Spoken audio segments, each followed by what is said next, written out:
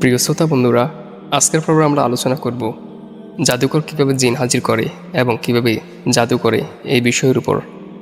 ইনশাআল্লাহ ভিডিওটি বুঝতে হলে সম্পূর্ণ দেখুন।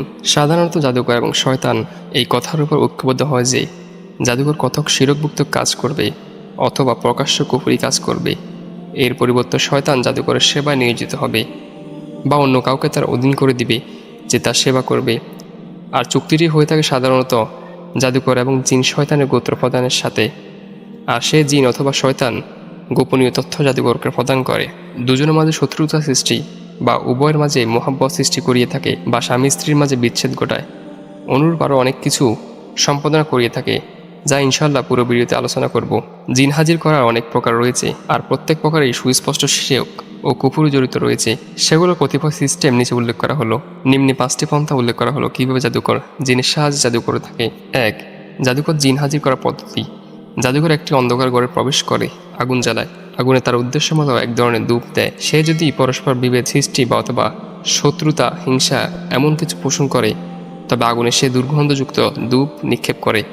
আর যদি পরস্পর মোহাব্বত সৃষ্টি বা স্ত্রীপতি স্বামীকে আকৃষ্ট করা বা অন্য জাদু নষ্ট করার ইচ্ছা হয়, তবে সে আগুনে সুগন্ধযুক্ত ধূপ মিশ্রণ করে থাকে। তারপর জাদুকর নির্ধারিত শিরকি মন্ত্র পড়তে থাকে, যাতে সে জিনদের সর্দারের দোহাই বা শপথ দেয়, তার মহত্বের দোহাই দিতে চায়। এমনকি তার মন্ত্রে আরও বিভিন্ন ধরনের শিরকি কাজ অন্তর্ভুক্ত থাকে, যেমন বড় জিনের সম্মান ও বরত্বের বর্ণনা, তার নিকট ফরিয়াদ ও সাহায্য প্রার্থনা করা। শর্ত হলো এমত অবস্থায় জাদুকরকে নাপাক থাকতে হবে বা নাপাক কাপড় পরে থাকতে হবে, ইত্যাদি ইত্যাদি। তার কুফরি মন্ত্র পাঠ শেষ হওয়া মাত্রই কুকুর অথবা অজগর বা অন্য কোনো আকৃতিতে ভূত প্রেতের আবির্ভাব ঘটে, অথবা জাদুকর তার ইচ্ছা তাকে নির্দেশ করে।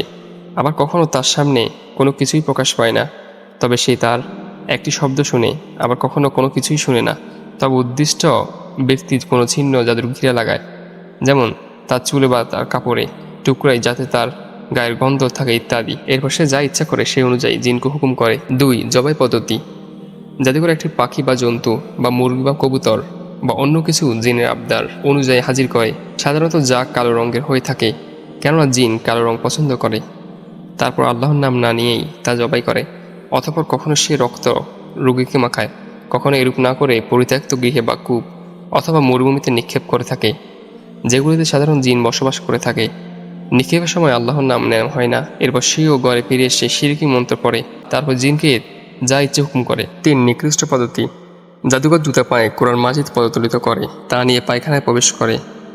অতঃপর পায়খানা কুফরি কালাম পরে একটি কক্ষে ফিরে আসে এবং জিনকে যা ইচ্ছে হুকুম করে। জিন দ্রুত তার অনুসরণ করে হুকুম পালন করে থাকে, আর জিন তা করে থাকে শুধুমাত্র জাদুকরের মহান আল্লাহর সাথে কুফরি করার জন্য।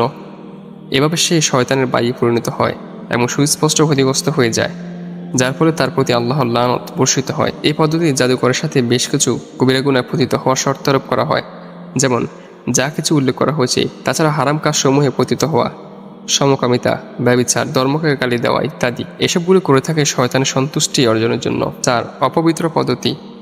এই পদ্ধতিতে মালাউন জাদুকর কোরআন সূরা ঋতুস্রাবের হায়েজের রক্ত দ্বারা বা অন্য কোনো অপবিত্র কিছু দ্বারা লিখে তারপর শিরকি মন্ত্র পড়ে, যার ফলে জিন হাজির হয়। এরপর তার যা ইচ্ছে তাকে হুকুম করে। এই পদ্ধতির যে সুস্পষ্ট কুফরি তাতে কোনো সন্দেহ নেই, কেননা কোনো সূরা এবং কোনো আয়াতকে উপহাস করা আল্লাহর সাথে কুফরি করা। আর যেখানে তা অপবিত্র জিনিস দ্বারা লেখা হয়, আল্লাহর নিকট আমরা এই অবমাননা হতে আশ্রয় প্রার্থনা করি এবং তার নিকট প্রার্থনা করি তিনি যেন আমাদের অন্তরে ঈমানকে সুদৃঢ় করেন। 5. উল্টোকরণ পদ্ধতি। মালাউন জাদুকর এই পদ্ধতিতে কোরআনের সূরাকে উল্টো পদ্ধতিতে লিখে থাকে, অর্থাৎ শেষ হতে প্রথম, অতঃপর শিরকি কালাম বা মন্ত্র পড়ে, যার ফলে জিন হাজির হয় ও তাকে তার হুকুম প্রদান করা হয়। নবী সাল্লাল্লাহু আলাইহি ওয়াসাল্লামের বাণী, অর্থাৎ যে ব্যক্তি গণকের নিকট এসে সে যা বলল তা বিশ্বাস করল, সে অবশ্যই মুহাম্মদ সাল্লাল্লাহু আলাইহি ওয়াসাল্লামের উপর যা নাজিল হয়েছে তা অস্বীকার করল।